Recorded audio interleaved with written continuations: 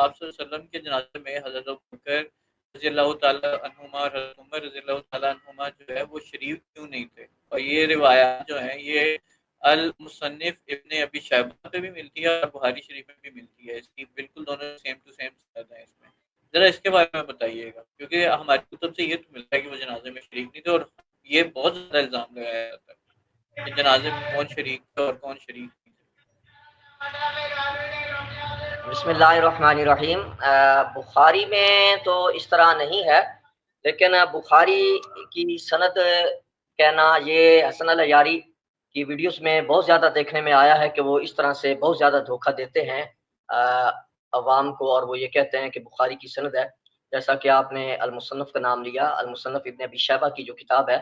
اس میں ایک روایت ہے کہ اس میں ایسی بات آ رہی ہے۔ اب وہ روایت کیسی ہے جس کو یہ بار بار پیش کرتے ہیں، اور ان کے جتنے لوگ ہیں یعنی علماء طبقہ، ان کا ذاکرین، باعثین جتنے بھی ہیں،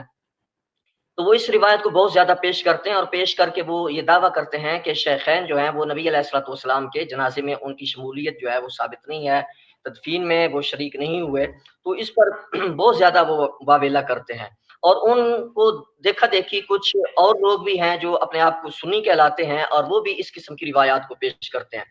لیکن حسن العیاری جو اپنے آپ کو ایک محقق، شیعہ، عالم مناظر اور بہت کچھ سمجھتا ہے اور سمجھا جاتا ہے، ہمیں حیرت ہے کہ وہ اس روایت کو پڑھ کے بیان کر کے وہ کہتا ہے کہ اس کی سند اور بخاری کی سند جو ہے وہ سیم ٹو سیم ہے، بلکہ کہتا ہے یہ شرط بخاری پہ ہے۔ تو یہ جو روایت ہے اس کو عروہ بیان کر رہے ہیں، اور عروہ جو ہیں یہ حضرت عثمان غنی رضی اللہ تعالیٰ عنہ کے دور میں پیدا ہوئے ہیں۔ اب جس شخص نے جنازہ رسول کو خود نہیں پایا تو اس نے کیسے کہہ دیا کہ جنازہ رسول میں فلاں تھے اور فلاں نہیں تھے؟